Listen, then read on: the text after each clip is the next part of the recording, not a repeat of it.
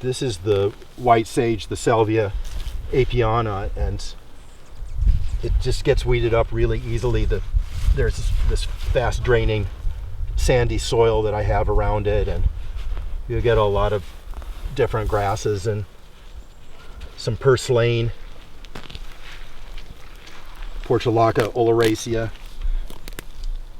growing up around it and so forth. So what I like to do is, on an ongoing basis, I just get in around the white sages and cultivate with my hands, and I make the sacred circle around the plant, remove the weeds, and increase the oxygen that goes down into the crown of the plant, improve the water receptivity of the substrate, and also then it helps me quiet my mind to serve the plants. And so even without harvesting the sage or burning it to make incense, it's already having the desired influence on my mind, my being. It's about serving the plants, and then that gives us the opportunity to serve people. So we're put on this earth to serve, and one of the easiest ways to do so, one of the easiest ways to quiet the mind and realize our connectedness to nature, is to serve the plants. Then if we look over here, we've got a crossover going on. This is summer savory, Essata hortensis, and this is just harvested. Let me pluck a little flowering section here. This is one of the aromatic carminative spices. Incorporating an herb like this into your daily food is one of the best and easiest and tastiest ways that you can actually elongate your life. What it does is it increases the digestive force, and at the same time it scavenges free radicals, which are those nasty little molecules that cause cancer and other kinds of diseases of tissue degeneration. It's best to use it harvested, dried, rubbed out, and sprinkled on your food towards the end of the cooking, so that you don't volatilize too much of its constituents before you get a chance to taste it and eat it. Summer savory. That's probably the best piece of health advice I can give anybody, is to incorporate such an herb into their daily intake. You know, one of my herb teachers used to tell me, go ahead and consume the poisons, but consume the antidote at the same time. And so the poison would be fried fat, and the antidote would be a carminative aromatic herb like summer savory. Over here we have planting of Andrographis Paniculata. This is one of the bitterest of all herbs, and it's has a lot of popularity these days in treating all kinds of health issues.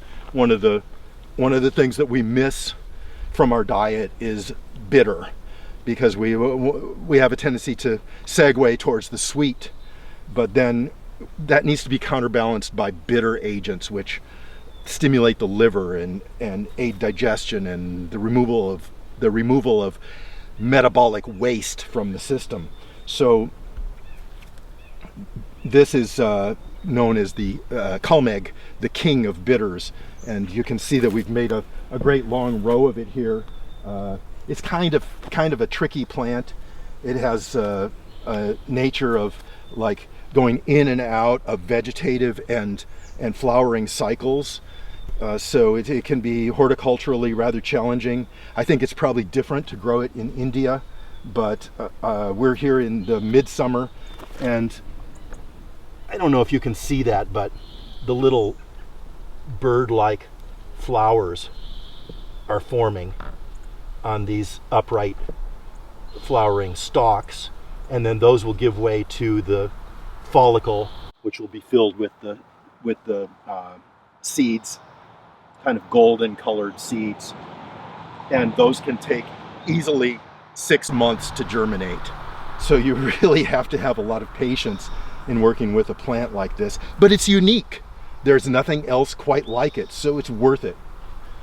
Then over here we have an interplant.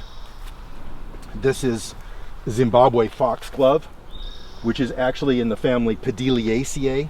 The Pediliaceae are edible, and so this is not a true foxglove.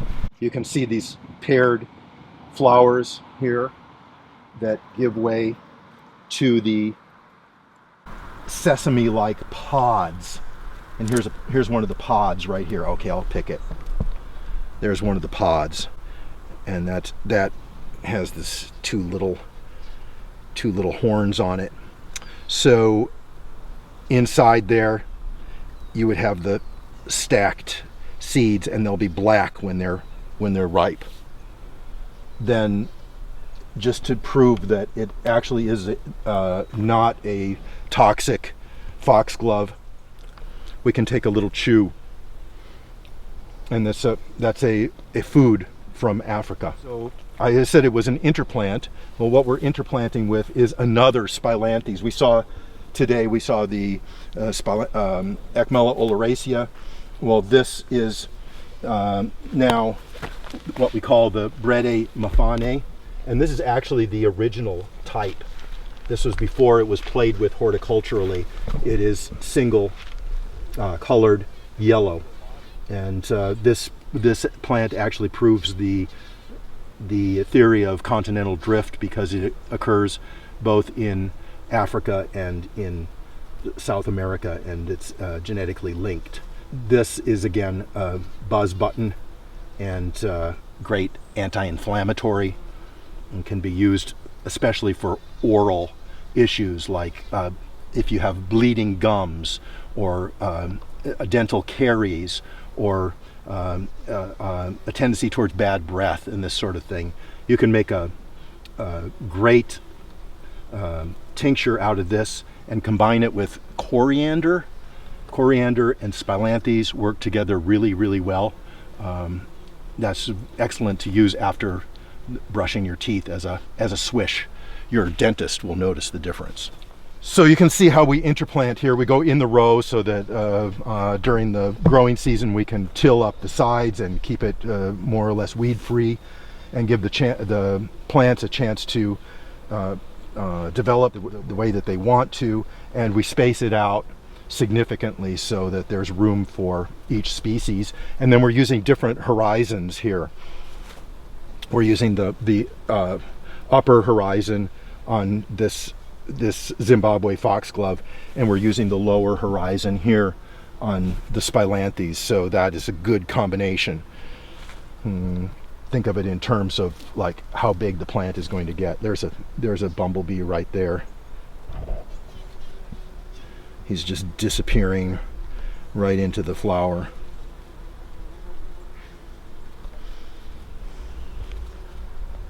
So then behind that, these are our own lemon cucumbers, Cucumis sativas, right? And so then this is the size of the cucumber that you eat, and it's a little bit prickly, so you want to rub it before you use it. Annabeth, do you want a piece? Here, try it.